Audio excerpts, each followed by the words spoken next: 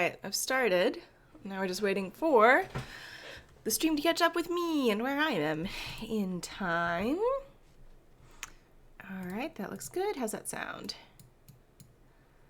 That sounds great. Excellent. Okay, I can take these out. Make sure you guys don't get a weird echo. Good morning. Well, morning for me. Good day. Oh, I guess it's night for some of you. Hi. Welcome back, or for the first time, if you're here for the first time, to the Kaggle reading group. And I'm actually still waiting for YouTube to get going on itself. This is going to be quite the lag between me and YouTube. Let me check my streaming software real quick. Make sure everything's going good, because this is a little bit of an odd occurrence. Sending data, it should be going. Huh, that's very odd. Okay, so it's good on my end, and it looks like Twitch is going fine. But no YouTube. Let me check on my phone real quick, because this is quite the delay. At this point, we're into several minutes, and that is unusual, shall we say. Okay. Yes, I want to see my channel. I want to see my videos. I also haven't gotten any notifications about me going live. It says live, but I don't see anything. Oh, there we are. Wowzers, bowsers. That took ages. That took like 3 minutes for that to start. So let me double check the YouTube audio. Ooh. See how far behind we are. Okay, yeah, it just started after a couple minutes with a 90-second delay. Odd. So, ooh, goodness, sorry. You get to hear a very strong echo. There we go. All right. Mystery solved, I guess. Just a weird lag on YouTube. Hello, Alan. Hello, Santosh. XLNet. So we are on the third week of reading this paper, which is by Jilin Yang et al. And I believe most of these researchers are at Carnegie Mellon, except for Kwakla and Jihang Dai, which are both at Google Brain. Hello. Welcome. And the idea of this paper, the general idea that we've gotten so far, let's reread the abstract just to refresh ourselves, because last week we were doing the SQL summer camp, so it's been a minute for me.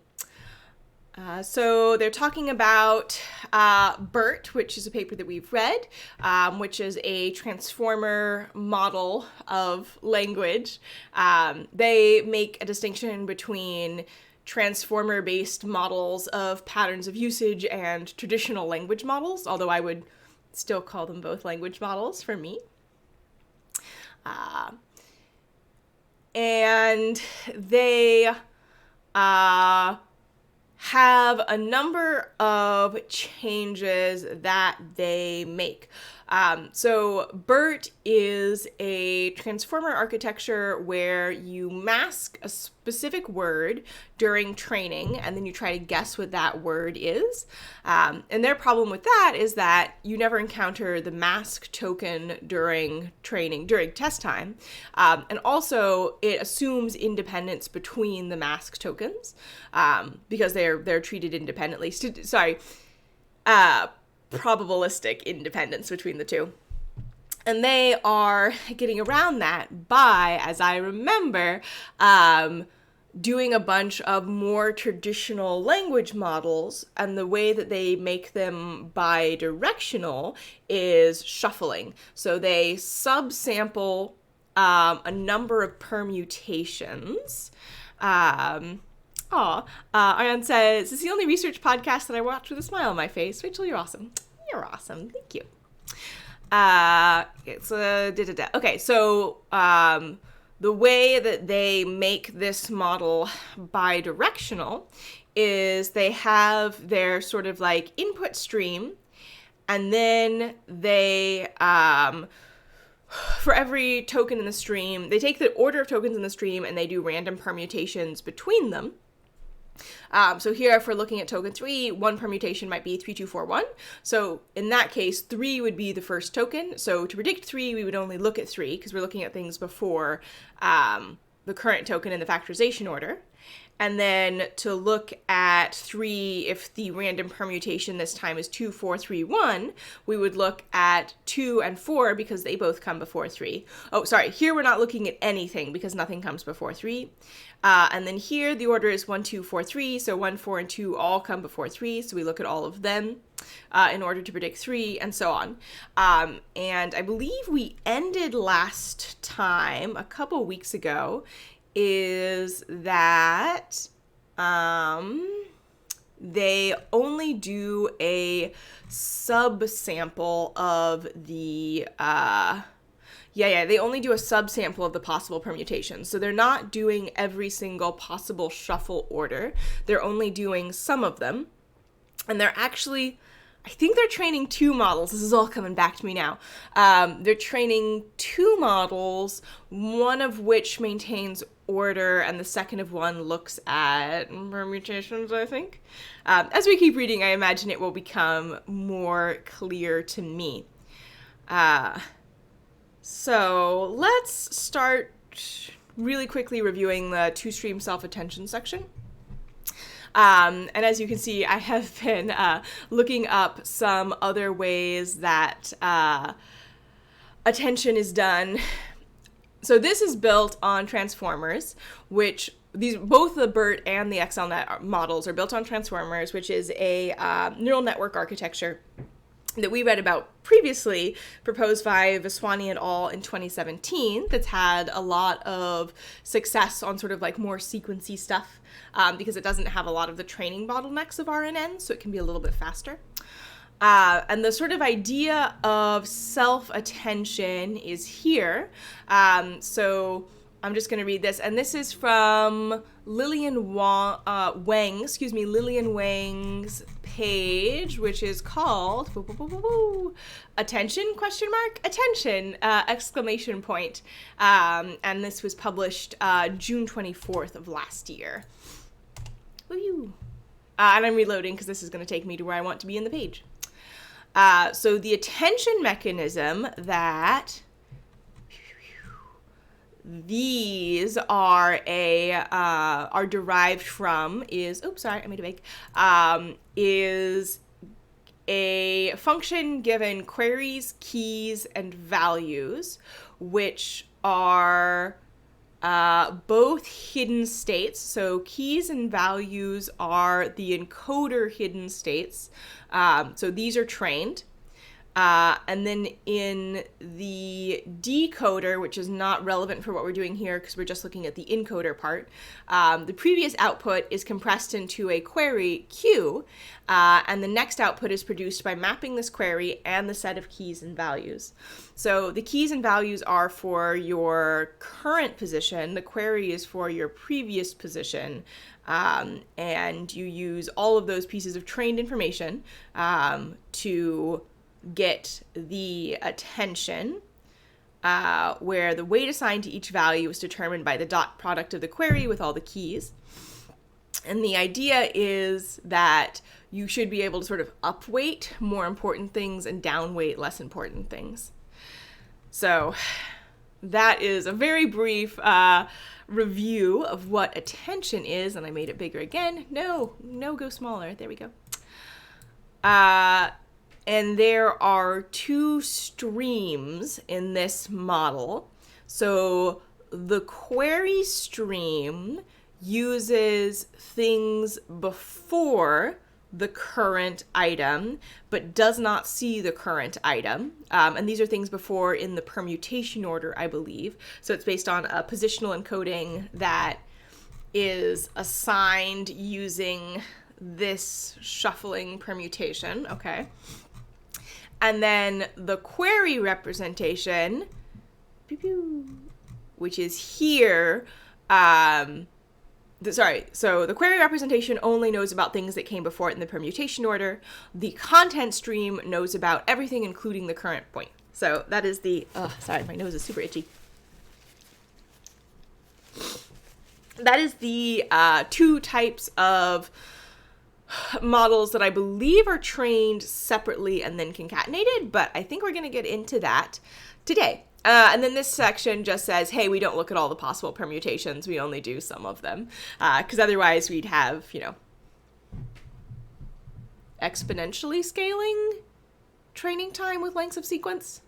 Yeah, exponential time complexity, which I'm not a computer scientist, but I know enough to know that that's not good. I'm not a computer scientist, but I have had to prove to computer scientists that I do know about computers, so that's where I am in my life. All right, so section 2.4. This is the new stuff. Since our objective function fits in the AR framework, so autoregressive here being the autoregressive, I believe, is referring to the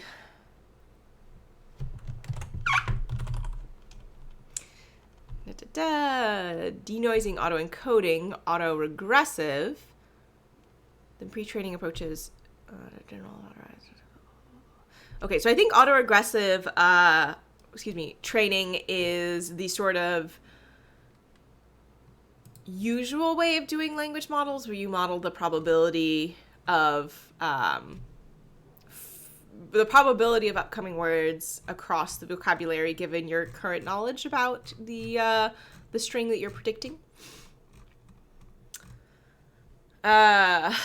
Since our objection function fits in the autoregressive framework, we incorporate the state-of-the-art autoregressive language model, Transformer XL, into our pre-training framework and name our method after it. We integrate two important techniques in a Transformer XL, namely the relative positional encoding scheme and the segment recurrence mechanism. I don't know what either of those are. I have not read the Transformer XL paper. We apply relative positional encodings based on the original sequence as discussed earlier, which is straightforward. Arguable. So instead of saying this word occurred first, this word occurred second, this word occurred third, based on the actual occurrence of words in the text, it's based on this permutation. Ariane says, only looking at tokens before means autoregressive, but the training mechanism says it's the same, stays the same as transformer. Yes, that's my understanding. But I mean, even with the original transformer architecture, there was still a masking component in the decoder, so you only looked at tokens occurring before the current token. So I don't know that there's... Transformers don't always have access to the whole text string depending on the task. Input string, I should say. It's not just for text. And sparse transformers never have access to the whole string because they are sampled down, which is the paper we read last. We now we discuss how to integrate the recurrence mechanism into the proposed permutation setting and enable the model to reuse hidden states from previous segments. Oh, cool. That sounds useful and efficient. Without loss of generality, suppose we have two segments taken from a long sequence, i.e. X, wavy hat, tilde. I don't know what that little squiggle over the X means. And that's a long equal sign, so I'm guessing that means something else. And then it's a fat S, 1 through T. Okay, so we've got the sequence that is going up to position T, and then we have a second sequence that is T plus 1 times twice as long. Oh, and then there's a dot product in there. Alan says tilde. So you'd say like X tilde?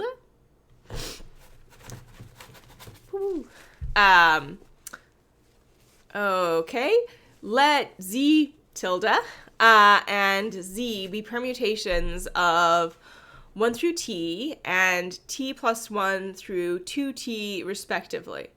Okay, so we're saying that these sequences are the same length.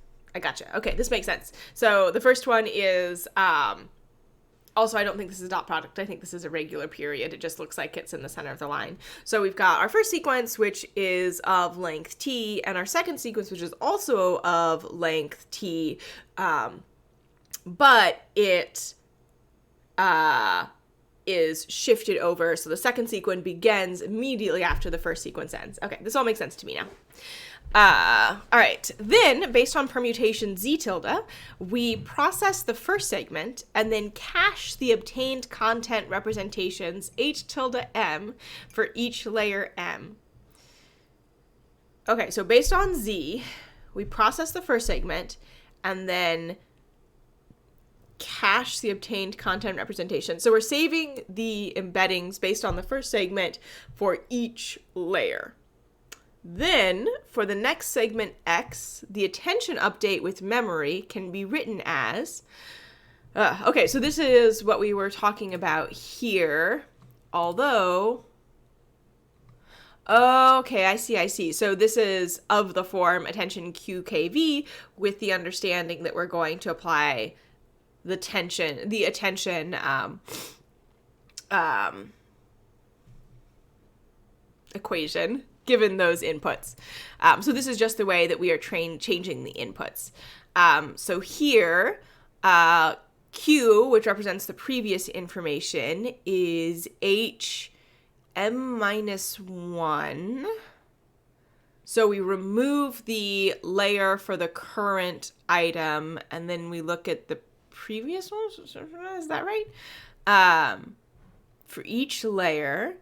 And then the key and value is h tilde m minus 1, and then h m minus 1 z less than t. Okay, so I think what we're doing here is the query is the whole thing.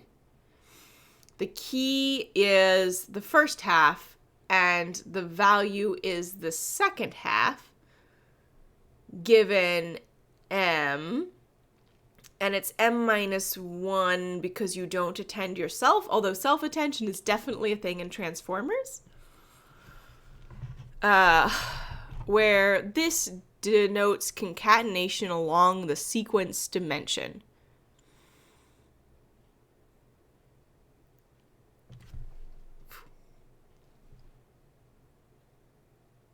So,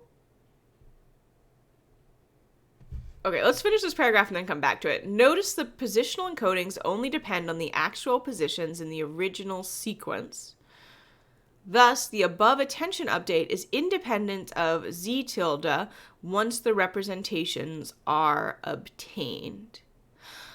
Oh, okay, I see. So we use the permutations, and then we take the weights after training given the permutations, we throw out the permutations, and then we just use the weights as input from then on out. Okay, so this is how they're getting the, what do they call it, query and content layers together. They're doing the querying, and then once they have the queryings, they toss the permutations, and then they do the content, which also includes the current item. I think this is what I'm getting from that, which makes sense to me. This allows caching and reusing the memory without knowing the factorization order of the previous segment. That makes sense. In expectation, the model learns to utilize the memory over all factorization orders of the last segment. The query stream can be computed in the same way. Okay, so this is all the content stream. Okay, so for both the content and the query stream, first we use the permutations to learn a set of weights, then we ignore the permutations from there on out and just update using those trained weights.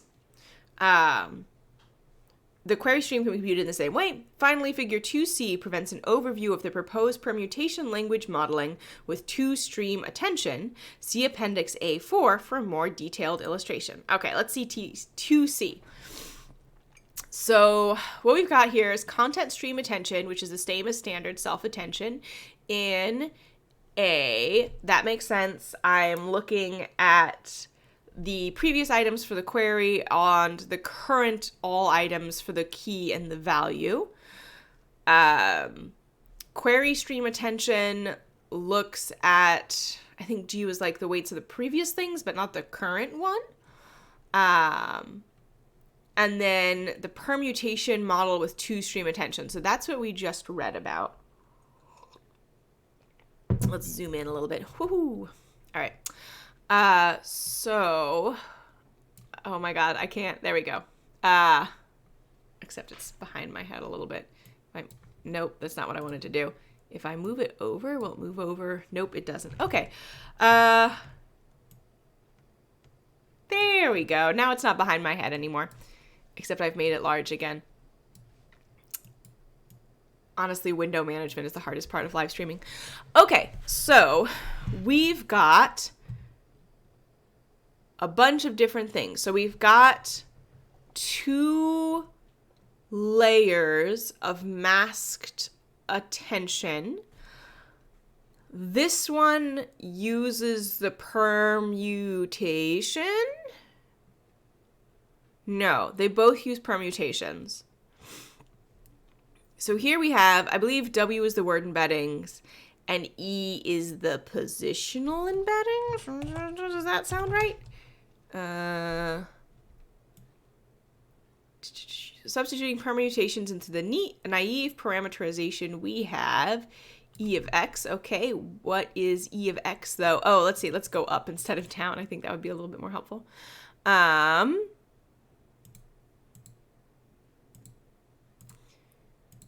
Okay.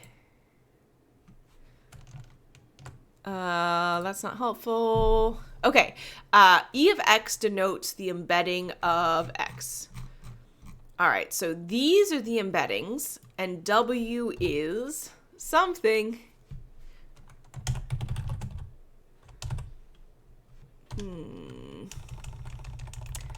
I don't remember what W was. What was W?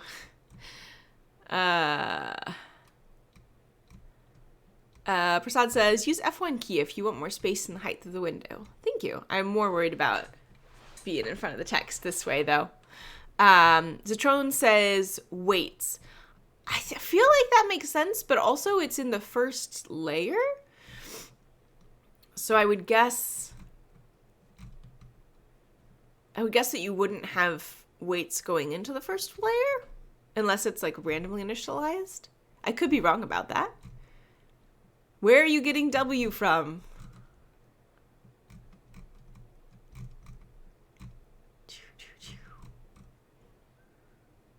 All right, well, that might just have to be a mystery. So we get W from somewhere.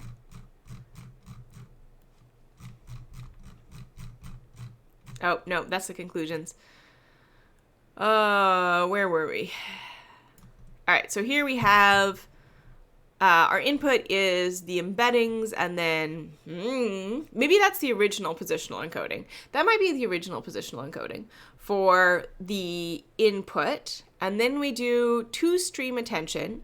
So we do attention where you know who you are and you can see yourself, and then attention where you can't see yourself over multiple factorization orders. And then we do a layer where we have H, which is, I believe, the standard. Oh, I see. Okay, so H is coming from the output of the content stream attention. So this is all of the H stuff is just a standard transformer. And then the XLNet stuff is that it's getting here we have the output of the query stream, which can't see itself. and then that's what's used as the input for attention, the second type of attention the second time round. So we have our standard transformer, and then alongside it we have another transformer that never sees the current token, and they're both being trained simultaneously. But only the attention layers that are part of the query stream see the output of the query stream. Okay. That makes sense to me. And I'm actually going to pop down to the appendix and see the extra one they had in the appendix as well. It was a something? Two-stream attention? So there is the initial thing. Oh, wait. They say what W is. Where GT is W. Okay, so you are right. These are the initialization weights. Hi, 7. These are the initialization weights for the query stream of the transformer. Okay, that makes sense. Okay, I think I understand the model architecture now, more or less. I think I'm picking up what they're putting down. And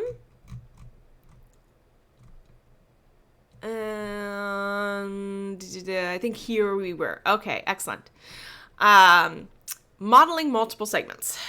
So many downstream tasks have multiple input segments, e.g. a question and a context paragraph in question answering. So right now we are sort of dealing at the word level and we're guessing one word at a time. And hello, Ika again. Ika Jen? We will now discuss how we pre-train XLNet to model multiple segments in the autoregressive framework. Multiple segments of output at the same time, I guess? During the pre-training phase following BIRT, we randomly sample 2 segments, either from the same context or not, and treat the concatenation of 2 segments as one sequence to perform permutation modeling. Okay, so we take 2 segments, we stick them together, and we're like, this is the input you can expect. We only reuse the memory that belongs to the same context. Specifically, the input to our model is similar, itchy nose, to BIRT, A, SEP, B, SEP, CLS. So these are, you add tokens to the input stream. SEP is like, this is the token that tells you that the previous sequence has ended and we're doing something else. B is the same thing, and then CLS is the tag for the whole sequence. Where SEP and CLS are 2 special symbols, and A and B are the 2 segments. Although we follow the 2-segment data format, XLNet Large does not use the objective of next sentence prediction, as it does not show consistent improvement in our ablation study. Interesting. Relative segment encodings. Architecturally different from BIRT that adds an absolute segment embedding to the word embedding at each position, we extend the idea of relative encoding from Transformer XL to also encode segments. So if you remember from the BIRT paper, this is like the sort of sigmoid function that they use for positional encoding, and each position has unique value derived from this particular function. And they are doing something different, relative encodings. Given a pair of positions I and j in the sequence, if I and j are from the same segments, we use segment encoding SIJS plus, or otherwise SIJS minus. So there's sort of a Boolean, and you assign it to true if they're from the same sequence and false if they're not, where S plus and S minus are learnable model parameters for each attention heads. Oh, no, scratch that what I said about Booleans. There's 2 separate parameters. There's a positive parameter and the negative parameter, and they both get updated. In other words, we only consider whether 2 positions are within the same segment, as opposed to considering which specific segments they are from. This is consistent with the core idea of relative encodings, i.e. only modeling the relationship between positions. When I attends to j, the segment encoding Sij is used to compute the attention weight Aij, Qi plus B transposed, I think is what the T means, Sij, okay, where Qi is the query vector, as in a standard attention operation, and B is the learnable head-specific bias vector. A learnable head-specific bias vector. Okay, so transformers use multi-head attention. So I think what they're saying is that each attending head has its own bias vector that is updated during training. Finally, the value Aij is added to the normal attention weight. There are two benefits to using relative segment encodings. First, the inductive bias of relative encodings improves generalization. Which makes sense, because if instead of having a model of every possible sentence in a language, which is impossible because there's an infinite number of sentences, you just say, these two occurred together, these two did not occur together, that's much more memory efficient and seems like it would be more generalizable. Second, it opens the possibility of fine-tuning on tasks that have more than two input segments, which is not possible using absolute segment encodings. That makes sense, because if you just need to know whether or not two things occur in the same segment, you can have an infinite number of possible segments that you're looking. Well, it can't be infinite. You could look at like 7 segments and just be like, are they in this one together? Are they in this one together? Are they in this one together? And so on.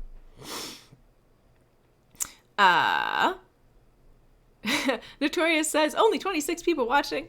It's fine. These recordings go up immediately, so lots of people tune in later.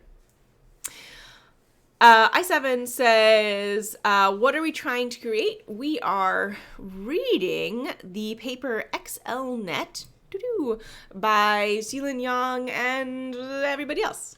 So I guess understanding is what we're trying to create.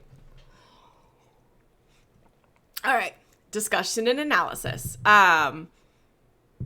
Interesting. So there's a lot of interesting stuff with positional encodings. Oh, these are not actually positional encodings. So we've read a couple of transformer papers at this point, and pretty much everyone does something different with the positional encodings, or what they are using in place of positional encodings, which is interesting because they're also changing other stuff as well. And I'd really like to see a paper that's just, hey, we tried a bunch of different ways of encoding positions, and this is what happened.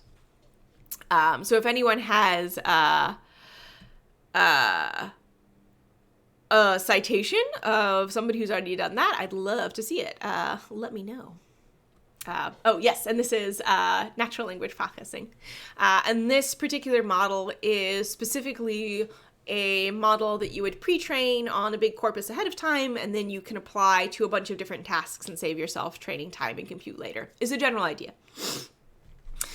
So similar to BIRT, which is it's a big model, and then you do like your little layer on top of it, and hopefully you get good output. Although there was an interesting paper that came out recently that I'll probably add for the next vote when we're ready to do the next paper, that suggested that some of the really good performance of these big language model type projects like BIRT and GPT-2, etc., and XLNet are based on statistical anomalies in the specific data sets they're looking at. So that looked like an interesting paper. All right. So comparing equations 2 and 5, I'm not scrolling up, we observe that both BIRT and XLNet perform partial prediction, i.e. only predicting a subset of tokens in the sequence. So you're not predicting the whole sequence. Yeah, and like, head to bed if you need to. It'll be here. Sleep is important. Just replying to Rafay. This is a necessary choice for BIRT because if all tokens are masked, it is impossible to make any meaningful predictions. Oh, okay, I see what they mean. So in BIRT, you have a series of tokens, you mask some of them, and then you try to predict what those masked tokens are. And if you mask all of them, then it's like, what words could go in a sentence of length 5? Many. You've got many choices. In addition, for both BIRT and XLNet, partial prediction plays the role of reducing optimization difficulty, yeah, no kidding, by only predicting tokens with sufficient context. Again, if I was going to say something like, I'm going to the blank, there's lots of words that can go in there. Store, park, train station, other words, I'm out of places. Grocery store. I guess I already said store. So it's hard to deduce where I mean without the rest of the sort of text. However, the independence assumption discussed in section 2.1 disables BIRT to model dependency between targets. So if you've masked two things, you can't model the dependency between both of those masked things.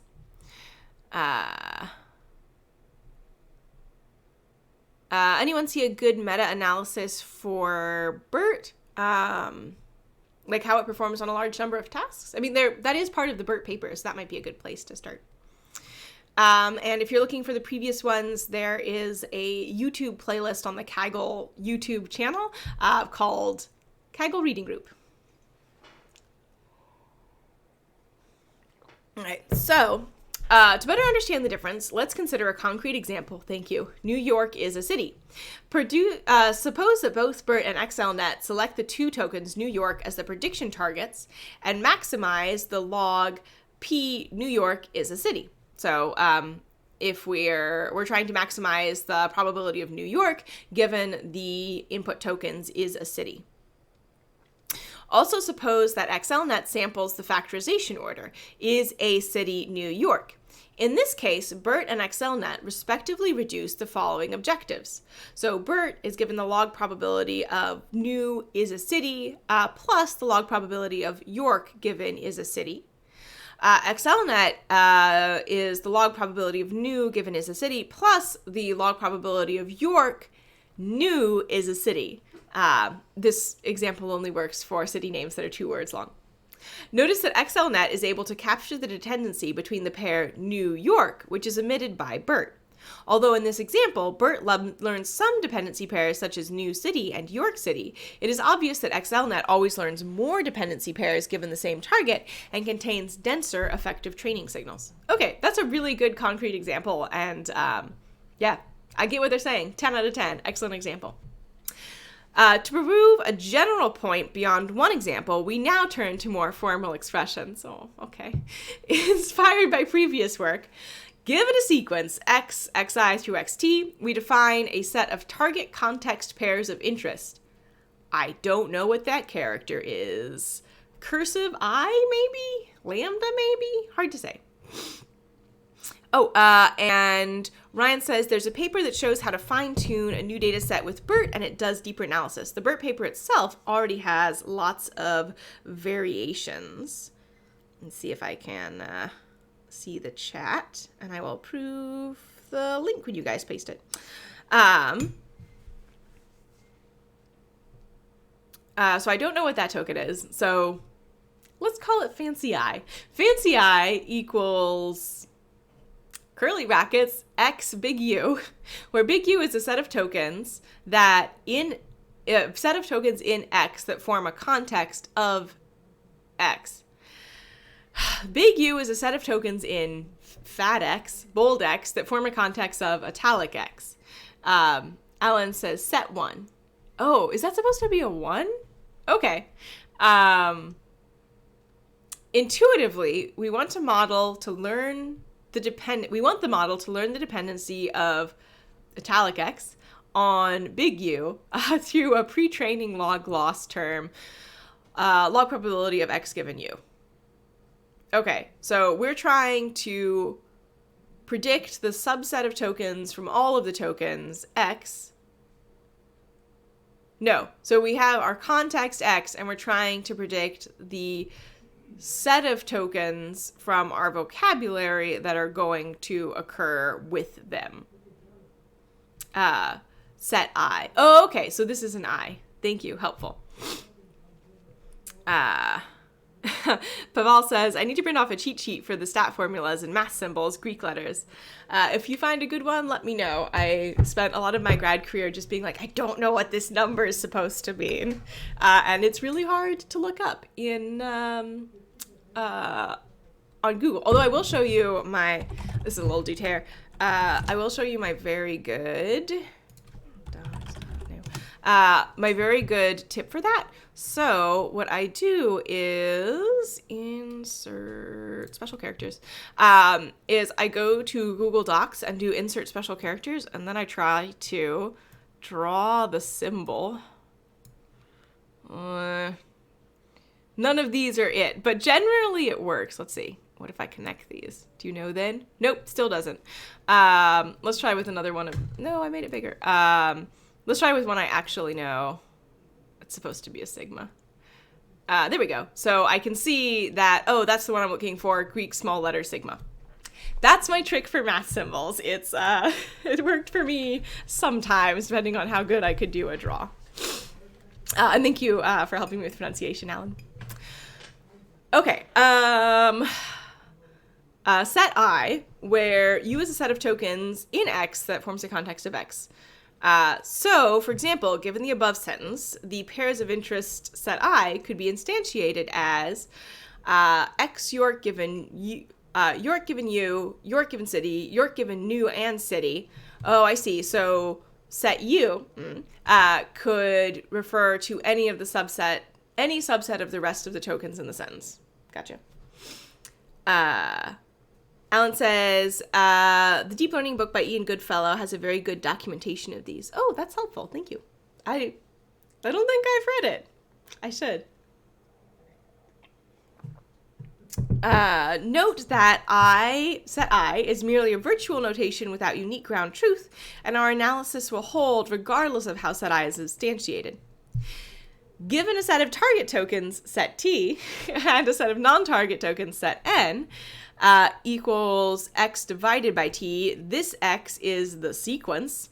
BIRT and XLNet both maximize log probability of T given N, so targets given all of the other tokens, but with different formulations. BIRT gives the sum of the log probabilities of X given N for all X in T. So for each of our target tokens, we sum the log probability for those given the non-target tokens. For XLNet, you sum the probability of the target tokens given both the non-target tokens and the target tokens before X. So you include the context before the current token, and then you sum those. So the difference between here is that we don't just look at all the other tokens, we look at all the other tokens and also the tokens that occur before our given token. That's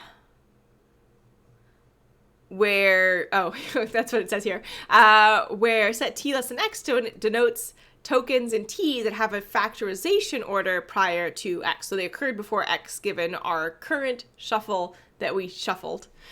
Both objectives consist of multiple loss terms in the form of log P of X given set Vx. Where's V from? Have we talked about V? I don't think we've talked about V.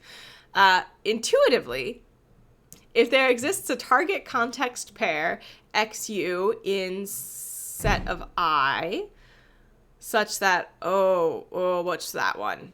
Is that the union?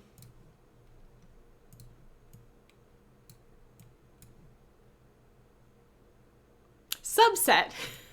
Literally, this is how I read papers in grad school. Such that U is a subset of Vx, then the loss term, log probability of X given Vx, provides a training signal to the dependency between X and U.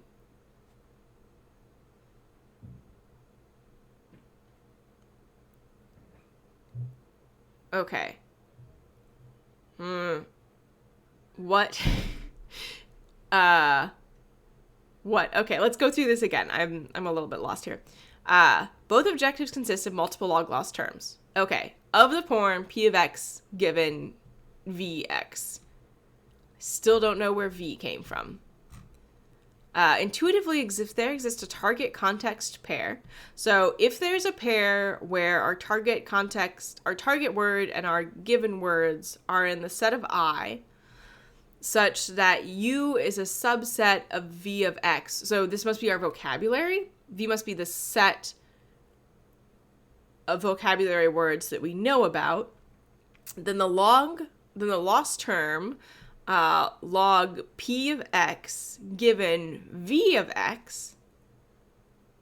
So the probability of our this given token, given all of our tokens, provides a training signal to the dependency between X and U. For convenience, we say that a target context pair XU is covered by a model objective if U is a subset of V of X. Okay, this can't be our vocabulary. This must be... it can't be our vocabulary because our vocabulary... No, yeah, it can be our vocabulary. Okay, so bold X is our sequence that we're looking at, and I thought that bold X was our vocabulary, which is not true. So V must be our vocabulary. So we're trying to account for frequency as well. Given this definition, let's consider two cases. If U is a subset of N, the dependency XU is covered by both BIRT and XLNet. So if, what was N? N is the non-target tokens. So if you don't mask one of the tokens you're trying to predict, then it will be covered well by both BIRT and XLNet. If U is a subset of the union N and T less than X, and I forget what the U one is. Intersection. Oh, that's right, because it looks like an N. And the intersection of U and T less than X is not 0. So they're saying if U is somewhere in the set of things that you know about in the context and also previous things that you've targeted the prediction, and you're trying to predict something that is not... So basically, if you're trying to predict something and there is a word that you previously tried to predict, so something that was previously in a mask, then BIRT won't know about it because it doesn't uncover masks, basically. But XLNet will, because there are some permutations where the word that was previously masked, not that they're using masks, the word you're previously predicting without knowing what it was, is now going to be part of the input information you can use to predict it. So this is just a formal representation of this much easier to understand concrete example, at least for me. As a result, XLNet is able to cover more dependencies than BIRT. In other words, the XLNet objective contains more effective training signals, which empirically leads to better performance in section 3. Okay, that makes sense to me. 2.6.2, comparison with language models. I'm keeping an eye on the time because I do have to be done at 10. Borrowing examples and notations from section 2.6.1, a standard autoregressive language model like GPT is only able to cover the dependency York given new, but not new given York. Okay, so you can guess York when you know you knew, but you can't guess new when you know when you can't guess new when you know York because it comes after it in the input sequence. XLNet, on the other hand, is able to cover both in expectation overall factorization orders. So because you shuffle the words, XLNet will see both new before York and also York before new. For such a limitation of AR language modeling can be critical in real-world applications. For example, consider a span extraction question answering task with the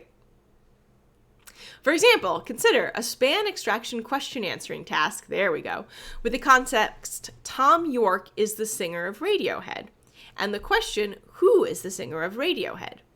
The representation of Tom York are not dependent on Radiohead with AR language modeling because Tom York occurs before Radiohead.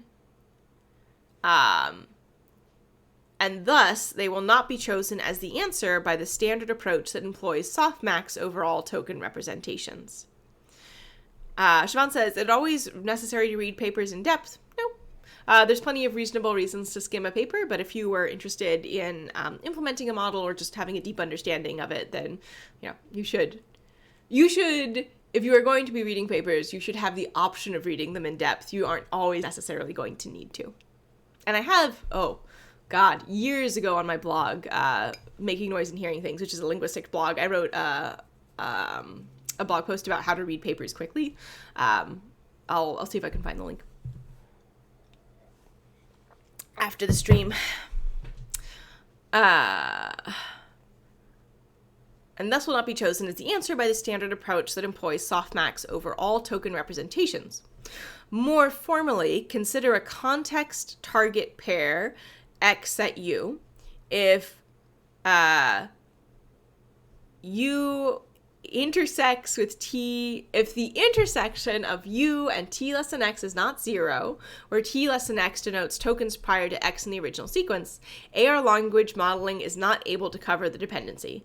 So if you are modeling left to right, you don't have information about things to the right of where you currently are, so you can't use that information to make your predictions about things to the left of where you currently are. In comparison, XLNet is able to cover all dependencies and expectation because they shuffle.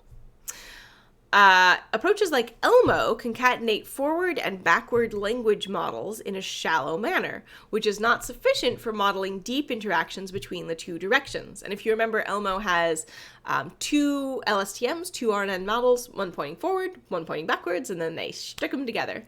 And they're saying that that's not going to be sufficient if you need to look both forward and backward at the same time for a specific question. And then we'll get to this when they talk about it in the text. Bridging the gap between language modeling and pre-training. With a deep root in density estimation, language modeling has become a rapidly developing research area. However, there has been a gap between language modeling and pre-training due to the lack of capability of bidirectional context modeling, as analyzed in section 2.6.2. So basically, if you're doing language modeling where you're modeling the distribution of probabilities over the next word given the previous words, you don't have access to the same depth of information, is the general point that they are making. It has even been challenged by some machine learning practitioners whether language modeling is a meaningful pursuit if it does not directly improve downstream tasks. That sounds like something a machine learning practitioner would say. XLNet generalizes language modeling and bridges such a gap. As a result, it further justifies language modeling research. Moreover, it becomes possible to leverage the rapid progress of language modeling research for pre-training. As an example, we integrate Transformer XL into XLNet to demonstrate the usefulness of the latest language modeling progress. Ryan says, I feel like their use of autoregressive is not correct if they're shuffling. GPT-2 seems more autoregressive. I mean, after shuffling, it is autoregressive, right? Which I think they're using more to refer to the algorithm design than the way they're handling the input. Yeah, I think at its core, this is a very clever idea.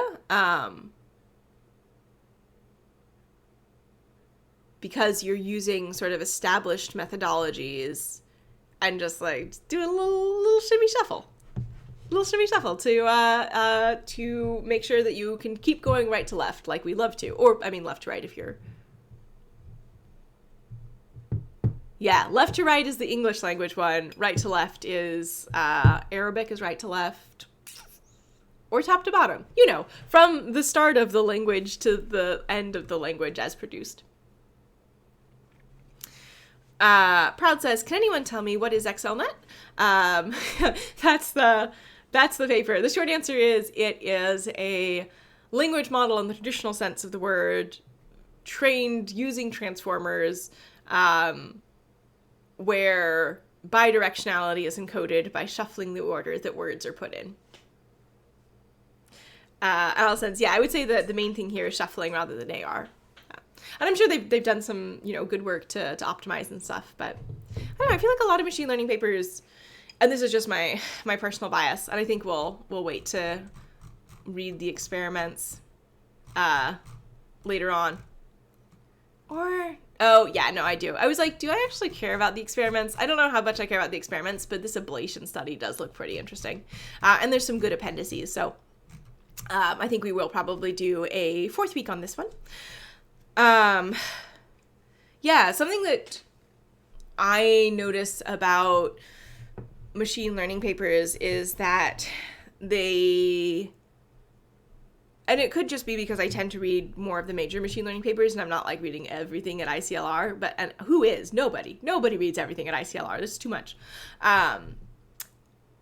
The way that papers get published is that they show that there's an improvement to state of the art, usually more or less, which, I mean, has its own problems, and I'm not the hugest fan of benchmark chasing personally, and that's just my personal bias. And I do work for Kaggle, which, is a environment that does encourage that type of behavior, at least in competitions. Some competitions. Some of them are no longer supervised learning. But the fact that so many things are changed, so even this paper, which is similar to BIRT and similar to Transformers XL, changes so many things between the two models that it's hard to say what specific thing is leading to the improvement. And it sounds like they do some ablation studies, which hopefully will help to answer that question. But I don't know, like the chunks of experimentation and changes seem to be fairly large to me.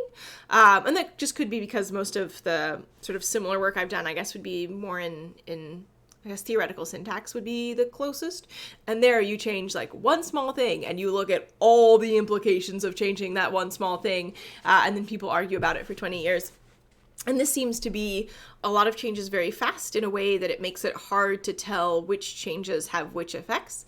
Because even in this paper, let's go through here. Which of these things are novel? So the shuffling is novel. The masked two-stream attention is novel, I believe.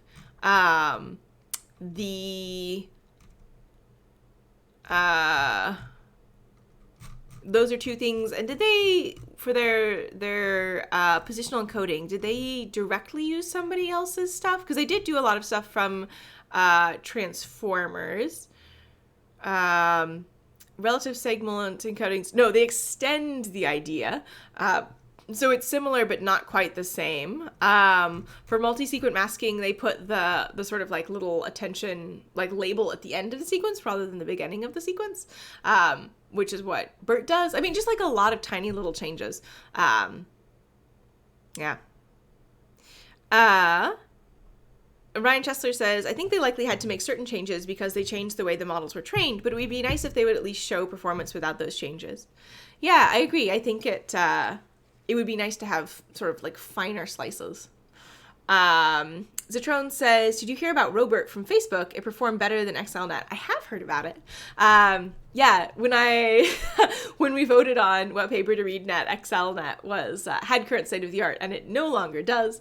And when XLNet was written, BIRT had state of the art, and it no longer does. And it's just a very, very fast moving field, which is part of the reason why I find like so many changes together to be a little bit hard to follow, like which of these do I want to put in my model? I don't know. I think the shuffling makes sense. I think that's cool. We haven't really talked much about performance or train time or memory management or any of those things. So maybe they'll talk about those in the ablation studies. And that's just the way the machine learning field is. And I'm coming in, I'm like, wow, I wish it were different. And I'm sure the people who are working in the field are like, there's very good reasons for it to be this way, but All right. It is 10 and I do have to get going because I got a meeting now. Thank you for joining, everybody. I will be back on Friday for some live coding. Last week we worked on the sentence document embedding. We took word embeddings and averaged them. That's what we did. And this week we're going to actually do some clustering there. So I'm really excited. I'm working on a document clustering project for the Kaggle forum. So sort of be like, hey, there's been 10 posts about something this week, and there are 5 posts about this other thing this week. Those are both probably pretty important. So yeah. Ryan says the problem with smaller slices is that means training the huge models 35 times. Yeah, that is true. Maybe we do small models. Maybe we do little things. Maybe we see if that works. I'm in general less impressed by models that were like, we used an enormous amount of data and compute and it got better. But we say it's our architecture, even though we use like way more resources than everybody else. If you can do way better than everybody else with like minimal compute and data, that's what I'm interested in. That's the thing that's got me like, oh, tell me more. So, all right. So I will see everybody on Friday for document clustering, and we'll probably wrap this paper up next Wednesday. So I will see you then. Thanks for joining, and I'll see you on Kaggle. Bye.